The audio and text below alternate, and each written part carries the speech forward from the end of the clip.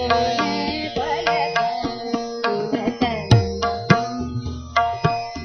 Chaudhary, a virtuoso of Hindustani classical music. Born in a musical family of Prayag, Rashmi Chaudhary started learning music at a very young age from her mother, Srimati Sarojini Sinha. Under the guidance of Pandit Narayan Lakshman Gune, she did Sangeet Praveen from Prayag Sangeet Samiti. Rashmi is postgraduate in vocal music from Allahabad University under the patronage of Pandit Ramashray Jha.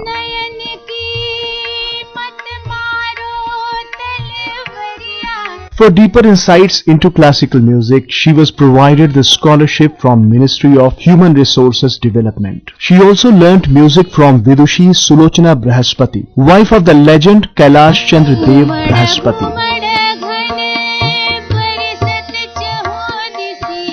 Rashmi Chaudhary's performances consist of melodies, attractive alaps, variations of tans and a lot more. She can sing in all three octaves with equal ease. She has given her performances in various events and her performances have been highly appreciated not only by the public but also the great scholars of music.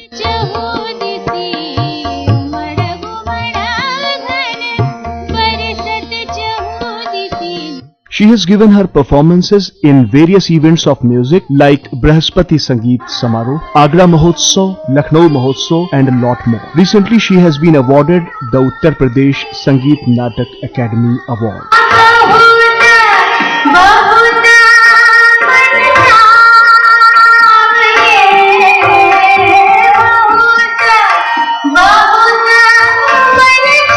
Rashmi Chaudhary is presently working at All India Radio Lucknow as Assistant Station Director. She is also an A-grade artist both in classical and light music of All India Radio and Doordarshan.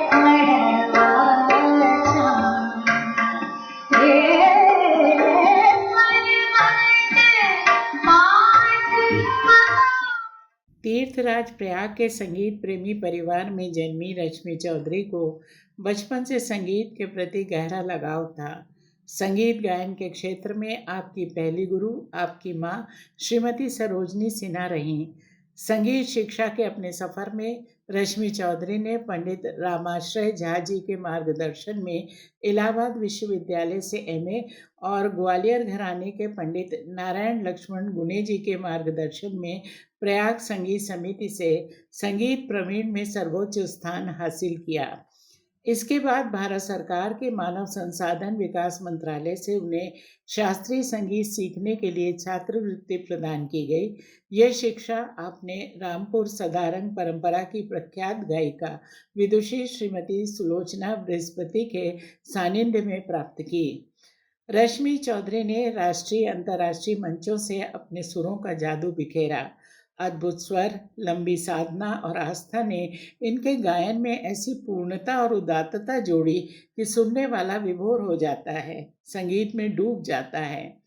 Akashvani और दूरदर्शन से नियमित प्रसारण के साथ साथ रश्मि चौधरी आकाशवाणी लखनऊ में सहायक निदेशक के पद पर सेवारत हैं। बहुत छोटा परिचय है रश्मि जी का, लेकिन इनकी संगीत साधना बहुत पुरानी और गहरी है। मुक्त कंठ का गायन रचना वैविध्य को 7 सुरों की सीमा में समस्त सृष्टि की विराटता से जोड़ देता है। आज मन के मौसम में हमारी मेहमान है श्रीमती रश्मि चौधरी। हम सुनेंगे इनकी संगीत यात्रा के विभिन्न पड़ावों की बातें और साथ में जारी रहेगा इनके संगीत का जादू।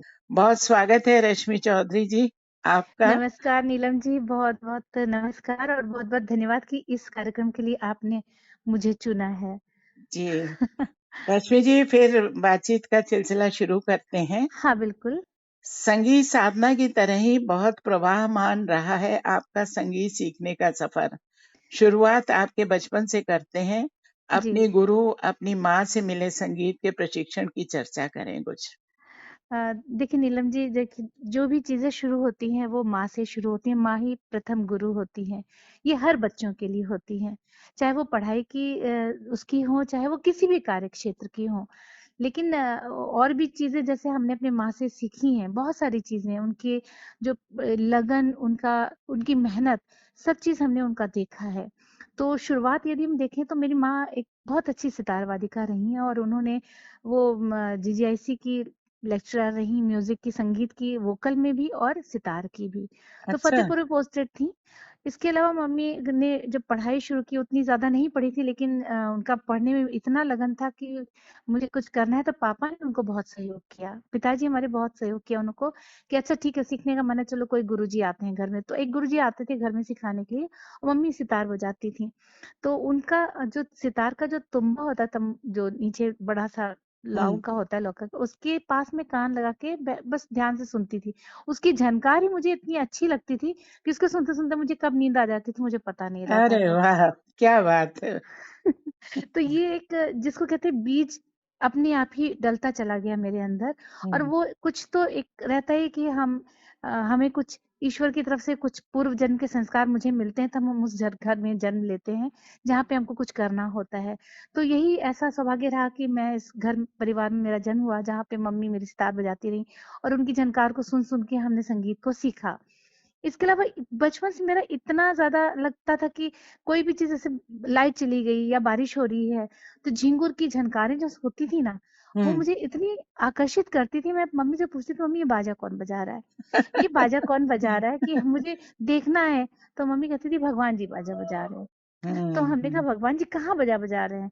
हम तख्त के नीचे, सोफे के नीचे घुस-घुस के देखते थे कहाँ से ये आवाज़ आ रही है। जी जी। मम्मी कहती, "भगवान दिखते नहीं है, भगवान अपने आप बजाते हैं बाजा।"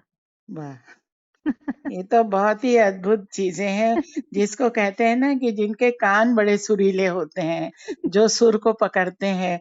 तो मतलब बचपन से ही ये सेंस और ये संगीत के प्रति आपकी जो जागरूकता थी बचपन से चल रही थी। रश्मि जी, अपने गुरुओं की क्या चीजें आपको खास लगती हैं और किनसे क्या ग्रहण किया आपने माँ के बाद?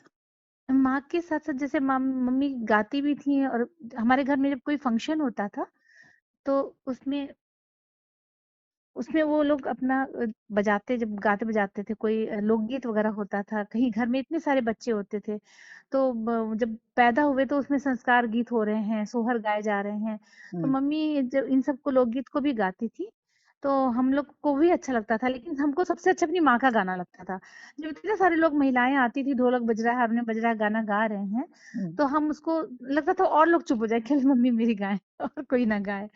तो वो मुझे बहुत अच्छा लगता था, माँ की चीज़ें मुझे बहुत पसंद, ये तो एक प्रथम गुरु हो गई।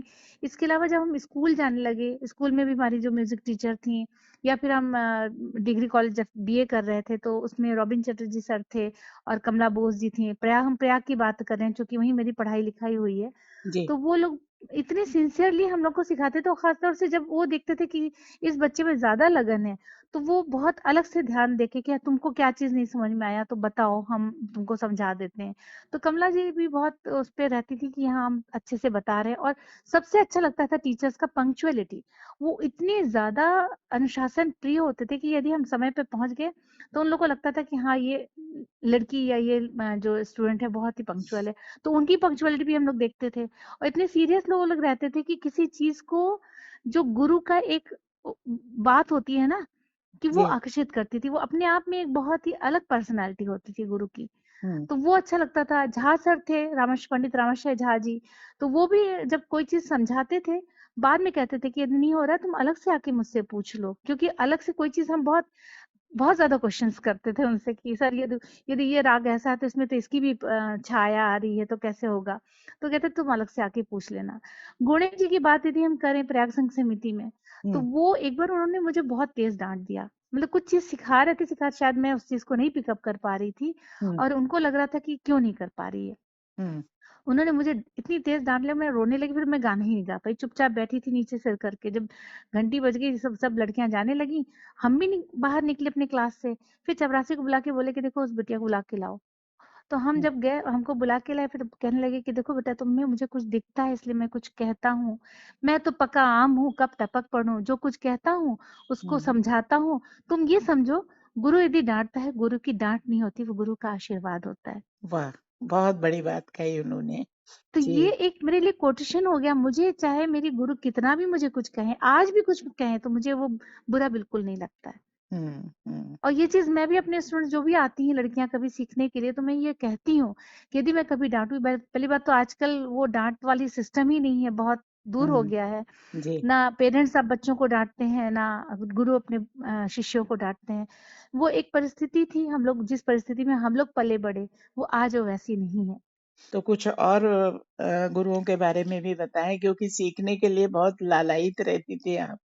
हाँ, बिल्कुल। अब मेरा एक ऐसा संपर्क मेरा जो विदुषी सुलोचना बृहस्पति जी से हुआ हम्म कि जैसे अब यदि हम पारिवारिक उसमें देखें, समाज में हर कोई जब होता है तो लड़कियां बड़ी हो रही हैं, चलो उनकी अब शादी की जाए, है ना? हम्म तो ये एक ऐसा मोड़ मेरी जिंदगी में आया कि हम यहाँ से इलाहाबाद से प्रयाग से लेकर के हमको ले जाया गया कि मैं दिल्ली जा रही हूँ, मुझे दिखाना है, लड़की शादी करनी है।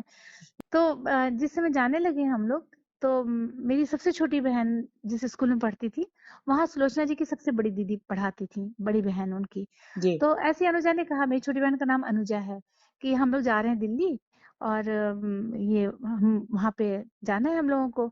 तो उन्होंने कहा अच्छा तुम वहाँ जा रही हो? तो उन्होंने कुछ सामान हम लोगों को पैक करके दिया कि हमें तुम जाके वहाँ पे उनको दे देना, मेरी छोटी बहन मतलब सुलोचना जी को देना। हम्म अच्छा, इसके पहले सुलोचना जी का एक प्रोग्राम प्रयाग में हुआ था जिसको हम सुनने गए थे, और वो मुझे बहुत ही अच्छा लगा। मुझे लगा कि हाँ ये तो अच्छा, ये भी उत्सुकता थी कि उनके घर जाएंगे, हम उनको ये सामान देंगे। हम्म तो जब वहां हम गए दिल्ली, अपनी मासी के घर गए, मासी के घर रुके हुए, तो वहां से ज्यादा दूर नहीं था, उनका घर मुनीरका में है, मासी मेरी सेवानगर में रहती थी। हम्म तो वहां से सामान लेके हम लोग, मम्मी और हम और मेरी मासी के जो ससुर हैं, वो हम लोग 3 लोग गए वहां पे। और वो कमरा देखकर मुझे इतना अच्छा लगा कि बहुत सुंदर, मतलब साज रखे हुए हैं, किताबें उनकी इतनी इतनी बड़ी लाइब्रेरी है अच्छी सी, जहाँ हर तरह की पुस्तकें रखी हुई हैं, संगीत की भी है, साहित्य की भी पुस्तकें हैं। जी। तो ऐसी बात करते करते हुआ कि क्या कर रही है बिटिया? तो मम्मी ने कहा बस बस अब शादी लायक हो गई, हम लोग शादी के लिए देख रहे हैं। हमने कहा नहीं, मुझे सीखने का बहुत मन है। अच्छा, सीखने का मन है तुम्हारा? तो तुम हम्म यहाँ क्या कर रही हो? हमने मासी के घर आए, मामा के घर आए। तो यहाँ क्या करोगी दिन भर? तुम आओ यहाँ पर, हम्म देखो यहाँ पे और लड़कियां आती हैं, सीखती हैं गाना। मुझे तो जैसे लगा कि अपनी मन की मुराद मेरी पूरी होगी, कि कुछ दिन भी सही, मैं कुछ दिन तो बैठूंगी इनके साथ में, इतनी हम्म बड़ी कलाकार के साथ में। तो मैं वहां पे जाने लगी धीरे धीरे करके। उसी समय ये एचआरडी का फॉर्म निकला था, मानव संसाधन विकास मंत्रालय का, कि स्कॉलरशिप, जो बच्चे सीखना चाहते हैं उनके लिए स्कॉलरशिप था। तो उन्होंने कहा कि तुम भरोगी इसका फॉर्म? हमने कहा "हाँ, भर देते हैं"। फॉर्म उन्होंने भरा, गुरु की जगह पे उन्होंने अपना ही नाम दिया, और इस तरह से करते करते रास्ता कहाँ था और कहाँ मेरा रास्ता पहुंच गया। और मैं बहुत ही अपने आप को भाग्यशाली मानती हूँ कि रास्ता अपने आप ईश्वर ने दिखाया मुझे इस हम्म जगह तक पहुंचने के लिए। और वो समय था कि जब मैं इलाहाबाद छोड़ के दिल्ली आई थी किसी और काम के लिए, और मुझे वहां गुरु मिली। फिर मुड़ के मैं वापस इलाहाबाद बस खाली जाती थी परिवार में, जब कोई फंक्शन होता था या कोई त्योहार होता था। अदरवाइज मैंने पूरा समय अपने गुरु के साथ दिया। और वो समय जब वहां पे थी, तो सुबह से लेके शाम हो जाती थी, मैं दिन भर उन्हीं के साथ रहती थी, जैसे गुरुकुल में एक शिक्षा होती है। जी। क्या बात होती है, सारे दिन गाना हो या ना हो, लेकिन संगीत की चर्चा जरूर होती थी। उसके बाद आपकी कहानी कैसे चली? उसके बाद फिर वहीं से हम गाना सीखते रहे, और उनके साथ कई हमने स्टेज परफॉर्मेंस की, जिसमें वोकल सपोर्ट में मैं रहती थी। अच्छा, उनके वो भी बहुत ही स्ट्रिक्ट थी, बहुत ही सख्त उसमें रहता था सीखने का। जबकि और भी लड़कियां, कितने स्टूडेंट्स आए सीखने के लिए, लेकिन बहुत से आधे में छोड़ के चले गए, क्योंकि इतना उनका रहता था कि हर समय हम लोगों को ये वही बात हुई ना कि जो डांटेगा वो आशीर्वाद पाएगा। कि ये जो हम्म मेरे अंदर क्वेश्चन मेरे दिमाग में एक छप गया था, हम्म मुझे चाहे कुछ भी होता था, मैं रो के रह जाती थी, लेकिन कुछ भी नहीं कहती थी, मुझे सीखना है, सीखना है, सीखना है, बस यही एक रट थी। न जाड़ा गर्मी बरसात कुछ भी नहीं दिखता था, और भागे भागे चले जा रहे, क्योंकि हमारा मामा का घर था मुनीरका से इतनी दूर मयूर विहार में। तो वो रास्ता तय करना अपने आप में बहुत कठिन था। हम्म और सुबह निकलते थे, शाम को घर आते थे, बिल्कुल थक जाते थे एकदम। हम्म लेकिन वो समय मतलब एकदम तूफान की तरह वो समय जाता था कि मुझे लगता था कुछ भी नहीं दिख रहा जुनून है। था ना बिल्कुल संगीत जुनून सीखने था। का। हाँ बिल्कुल जुनून था। उस समय वो एक सीरियल भी आया करता था ना, रामायण महाभारत। मैंने हाँ कुछ भी नहीं देखा, मैं बाद में देखी देखी उसको, जो उसमें है, हाँ, आपकी जब जो आप फिर से रिपीट दोबारा जब प्रसारण आया, आता है। हाँ जी। जब हाँ तब देखा।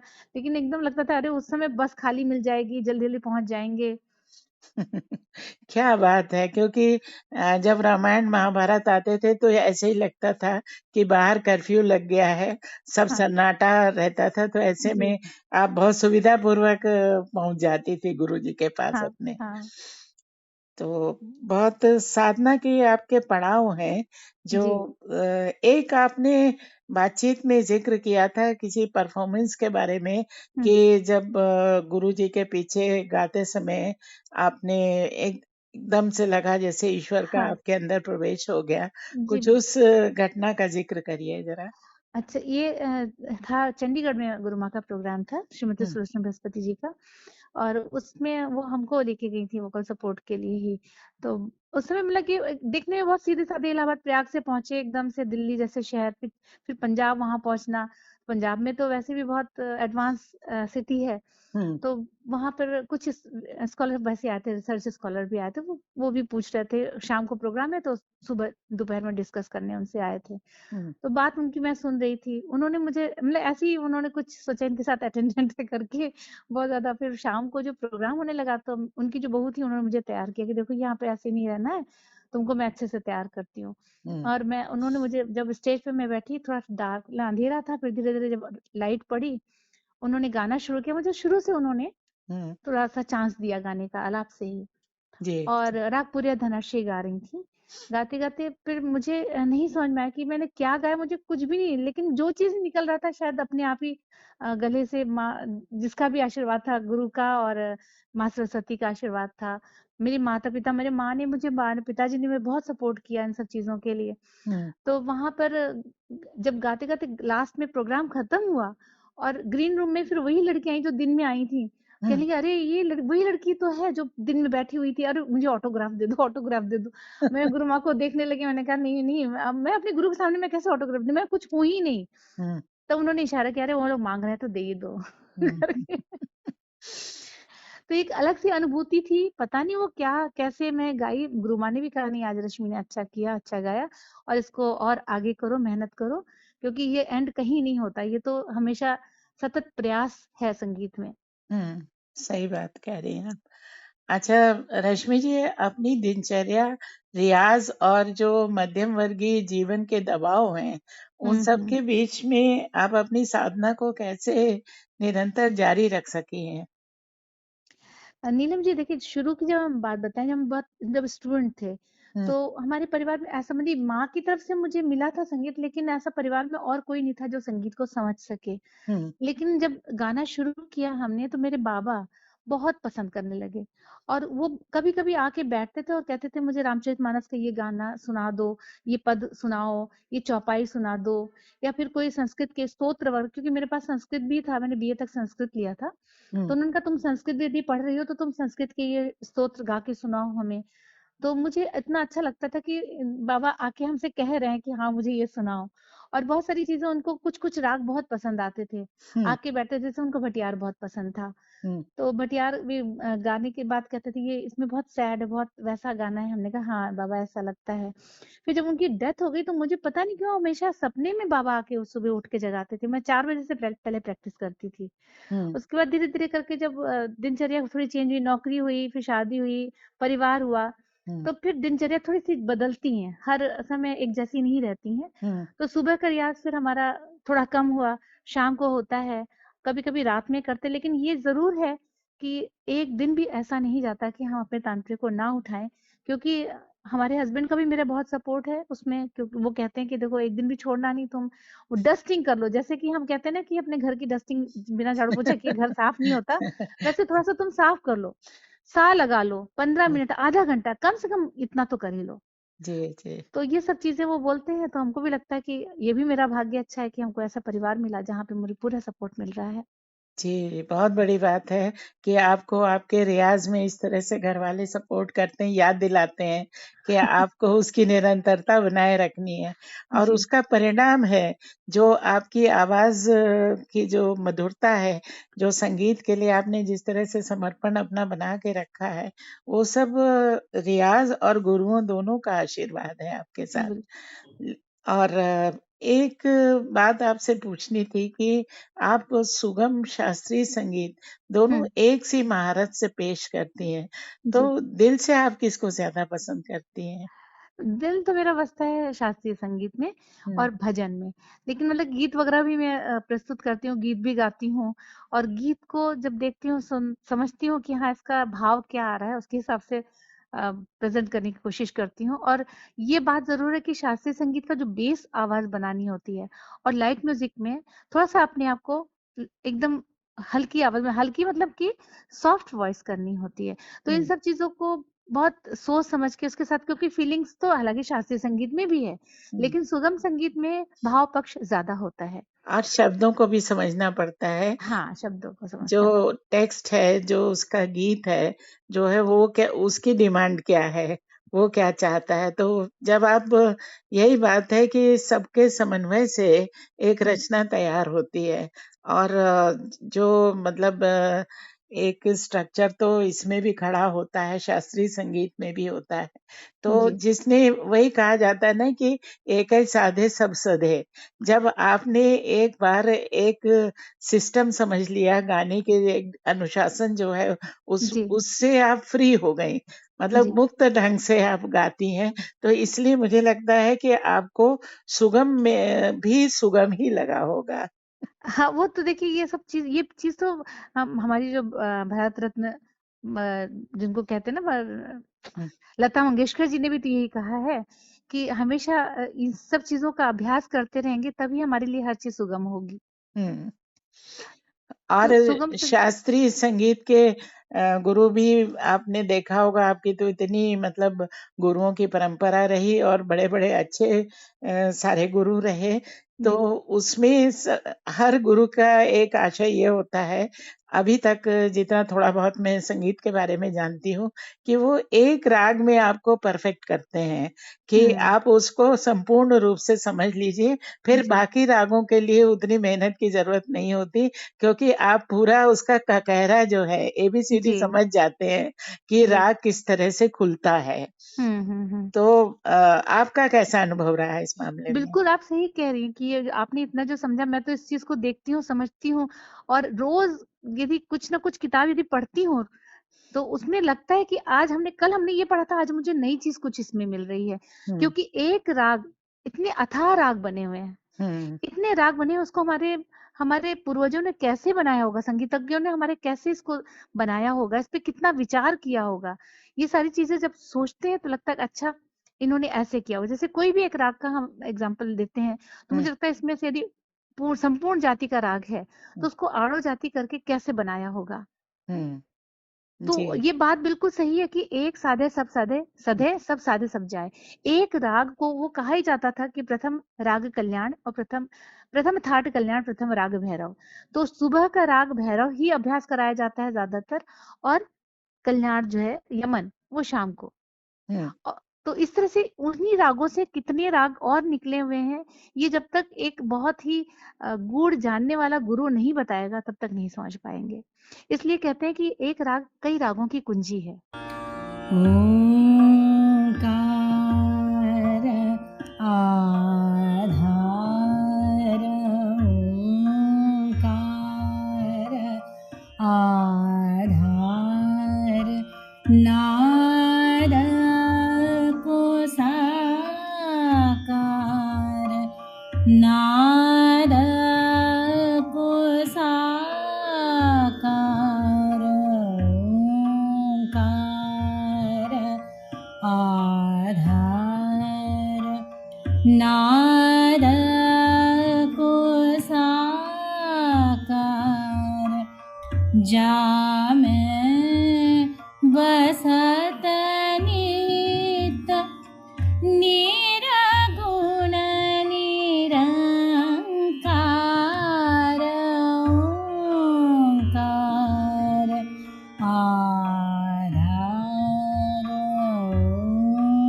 ओंकार आधार बहुत जगह के मंच आपने देखे हुँ, और बहुत जगह आपने परफॉर्म किया है, तो हुँ। कौन से आपके यादगार परफॉर्मेंसेज़ हैं, जिनके बारे में आप आज भी बड़ी शिद्दत से बात करना चाहती हैं?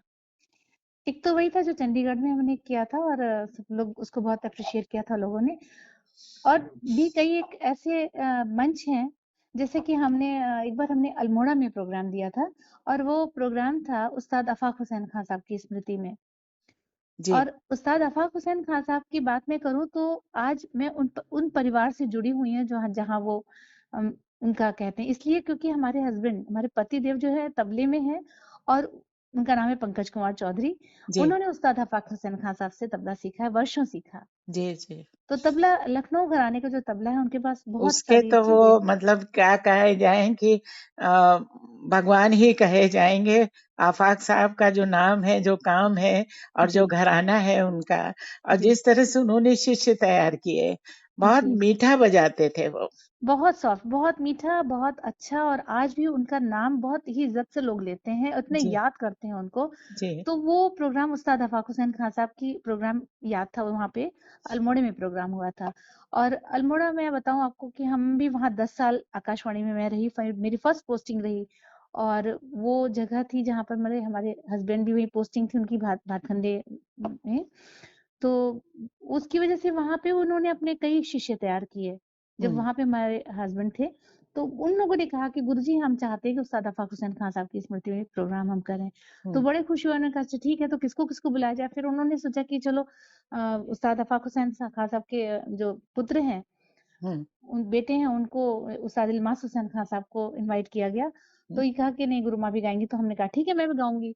अच्छा इत्तेफ़ाक ऐसा था कि जिस समय वहाँ पे प्रोग्राम हो रहा था और मैं जब यंग थी, मतलब जब मैं बीए कर रही थी, तो हम्म। मेरी मासी लखनऊ में रहती थी और उनके घर के पास रघुवीर कोतवाल जी जो थे हम्म। दूरदर्शन में, हम्म। आप जानती होंगी अच्छे से उनको, तो उन्होंने कहा कि मेरी भांजी गाती है। तो उन्होंने कहा ठीक है उनको बुलाइए, मैं रिकॉर्ड करवाता हूँ।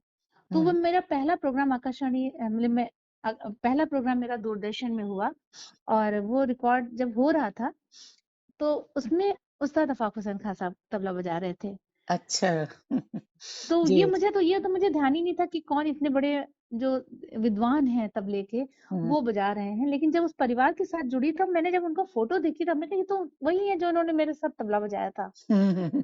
और वहाँ पे इस बात को मैंने जब कहा और जैसे ही मैंने कहा कि जहाँ भी उस्ताद होंगे वो हमको इस समय ज़रूर आशीर्वाद दे रहे होंगे और वो पता नहीं कैसे कौन-सा एक मतलब सजा ही हुआ था फूल और वो उनकी तस्वीर पे आके गिरा।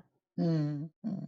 तो मैंने कहा कि निश्चित तौर पे वो आज मुझे आशीर्वाद ज़रूर देगा और बेहतरीन प्रोग्राम हुआ था। सब लोगों ने कहा कि नहीं आज का ये जो संगीत आइटम प्रोग्राम जितना भी हुआ है, बहुत ही अच्छा था। उस्ताद ये इल्मास हुसैन खान साहब का भी तबला सोलो था, बहुत अच्छा हुआ था उनका।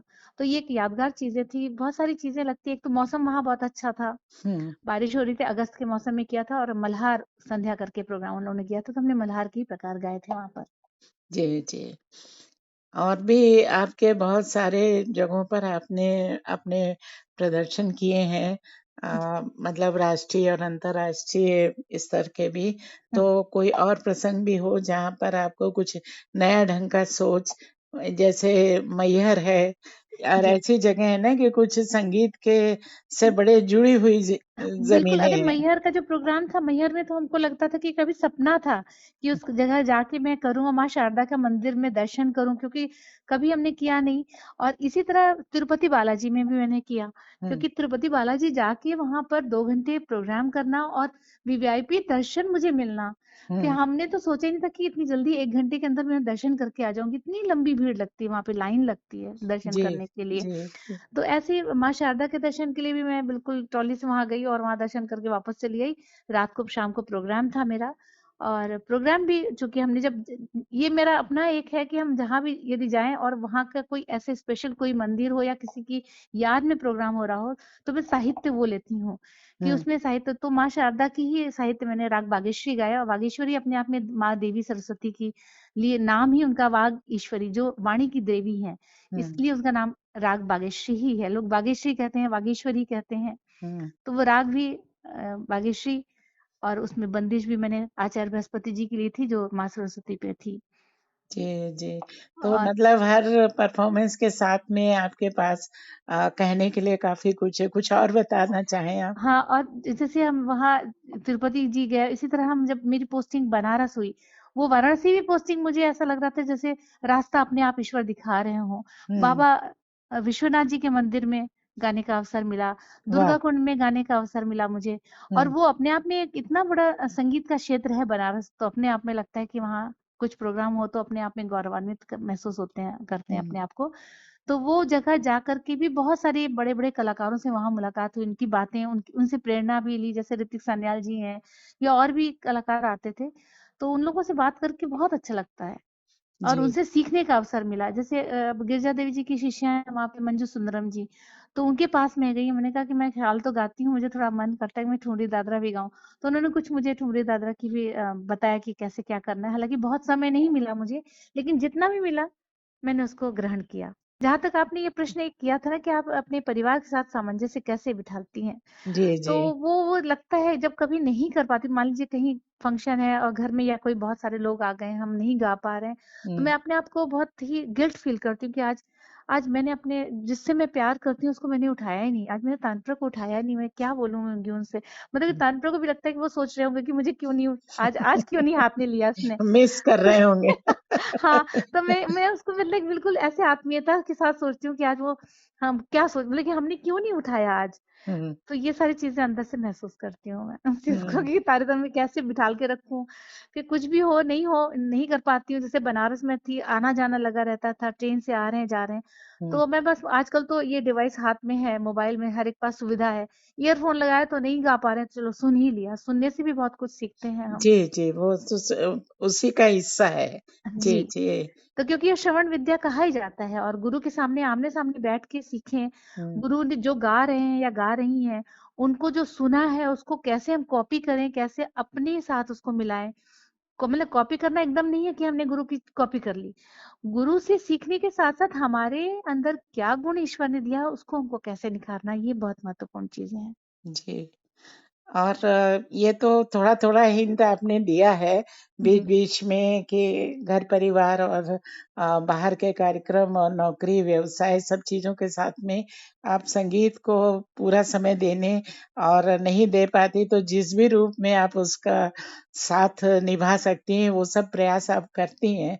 लेकिन जी। इस सब के बावजूद आपने कहा कि आपके पति भी संगीत से जुड़े हुए हैं, तो जी। उनका भी पूरा सहयोग आपको मिलता होगा तब ये चीजें संभव हो पाती हैं। कि बहुत बहुत ज़रूरी है। वरना एक मतलब कि वही होता है ना कि देखिए सामंजस्य तो एक स्त्री निभा ही लेती है, लेकिन वो घुटन महसूस करती है। मुझे ऐसा लगता है कि ये मुझे जो अवसर ईश्वर ने दिया है, ये मैं उसका पूरा-पूरा उपयोग करूँ। जी। जी। और संगीत के अलावा भी कुछ शौक हैं आपके? मेरा शौक तो बहुत कुछ था लेकिन अब उसको देखते-देखते लगा कि ये चीज़ें ज़्यादा महत्वपूर्ण हैं और वो शौक कोई और भी कर देगा तो उसको रोज़गार मिल जाएगा। जैसे मुझे सिलाई-कढ़ाई का बहुत शौक था, बुनाई का हम्म। बहुत शौक था। फिर इन सब चीज़ों को यदि मैं करने लगूँगी तो शायद संगीत को समय नहीं दे पाऊँगी। जी। और मुझे खाना-वाना बनाने का भी बहुत शौक है, हम्म। अच्छे-अच्छे व्यंजन बनाने का शौक है। जो आपका व्यावसायिक रूप से जो अनुभव है हुँ, आकाशवाणी के साथ में प्रशासनिक सेवा का, हुँ। उसने आपको आपकी साधना में मदद की या इसमें आपको चुनौतियां भी मिली? देखिए वो नौकरी या हमारा ये अपना गायन, ये दोनों अलग-अलग चीज़ हैं। इसको हम्म। मैंने कभी हावी जैसे हम घर आते थे तो फिर मैं भूल जाती थी ऑफ़िस। हम्म। कि मुझे अब अभी भी मैं होता है तो मैं घर आती हूँ तो मुझे लगता है कि लेकिन हालाँकि अब जो सोशल मीडिया के साथ या हम अब जो कंप्यूटर या इन सब चीज़ों के साथ-साथ लोगों ने ई-ऑफ़िस या अगर ये सब शुरू हो गए हैं, तो इसमें लगता तो है, इतना ज़्यादा तो नहीं है फिर भी, लेकिन ये है कि उसको हमने कभी अलग ही रखा, एक साथ नहीं होने दिया, लेकिन ये रहा कि दोनों ही बैलेंस रहे हमारा। आज आप अपने को कैसा महसूस करती हैं? जिसे कहा जाता है ना कि उपलब्धि के स्तर पे आप अपने को कैसा महसूस करती हैं? देखिए, उपलब्धि के उसमें देखा जाए तो मैं अपने आप को बहुत संतुष्ट महसूस करती हूँ कि जो मैंने कभी सोचा भी नहीं था, वो चीज़ें ईश्वर ने मुझे दी। लेकिन एकदम से संतोष होना भी ठीक नहीं है क्योंकि हमें हमेशा प्रयासरत रहना है और ज़रूरी नहीं है कि मुझे स्टेज मिले या ना मिले। मैं अपना अभ्यास जारी रखती हूँ। जी। जी। और भविष्य में क्या योजनाएं हैं आपकी? आप और क्या-क्या करना चाहती हैं संगीत के क्षेत्र में? भविष्य में ऐसा है कुछ नहीं, बस ये लगता है कि जो हमने लिया है, हमको जो हमारे गुरु ने मुझे दिया है, मैं औरों को वो चीज़ें दूँ, क्योंकि हमारे गुरु कहते थे एक दिए से कई दिए जलते हैं, सही तब बात रोशनी है। होती है। जी, सही बात कही आपने। बहुत तो बड़ी इसलिए मैं बात है। जो बच्चे सीखना चाहते हैं वो आते हैं और हुँ, मैं उनको बताती हूँ। जितना वो कर पाएँगे, मैं तो यही कहती हूँ कि हम जो चीज़ सीखे हैं वो हम तुमको सिखाएँगे, और जितना हम तुमको दे सकते हैं, उतना तुम उसको लो, क्योंकि ये चीज़ जो है खत्म नहीं होनी चाहिए। हमको लगता है कि हमको आउटपुट भी तो मिलना चाहिए कि तुम हम पूरा उसको हुँ, लो और उसको समझो, तब तो जी, वो सार्थक है। जी, वरना कोई सही। इसको तो हम खाली टाइम पास के लिए नहीं कर रहे हैं। हाँ, सही बात है, सही बात है। तो रश्मि जी, अभी एक कहा जाए कि आपके जो भी अनुभव हैं, जो आपने संगीत के क्षेत्र में अपना मुकाम हासिल किया है, उस सब का एक बहुत छोटा-सा ट्रेलर ही हम दिखा पा रहे हैं इस वक़्त, जी, क्योंकि एक जीवन और ये सारी उपलब्धियों को तो एक बातचीत में समेटना बहुत मुश्किल हो जाता है। जी, तो जी, जी, बहुत आपका आभार है हमारे साथ बातचीत करने के लिए। दूसरी बात ये है, कहते हैं जैसे-जैसे संगीत साधक की उम्र बढ़ती है, हुँ, वैसे-वैसे उसकी कला युवा होती जाती है। हाँ, रियाज़ माँझता है कला को, जी, साधना तो जितनी पुरानी होती है, उतनी गहरी और व्यापक होती जाती है। जी, जी, आपकी संगीत यात्रा पर भी यही दर्शन लागू होता है। ऐसी एकात्म भावना को बिहारी ने अपने दोहे में व्यक्त किया है। तंत्री नाद कवित रस सरस राग रतिरंग, अन बूढ़े बूढ़े बूढ़े, तरे, जे बूढ़े सब अंग। जी, सरस संगीत में जो संपूर्ण डूबा वही तर गया, यही हुँ, गुण है आपकी गायकी का भी। तो बहुत धन्यवाद मन के मौसम को इतना समय देने के लिए। बहुत अच्छी आपसे बातचीत हुई। आगे हम लोग और भी चर्चा करेंगे। आज के लिए जी, बहुत धन्यवाद। धन्यवाद नीलम जी, नमस्कार। घर ही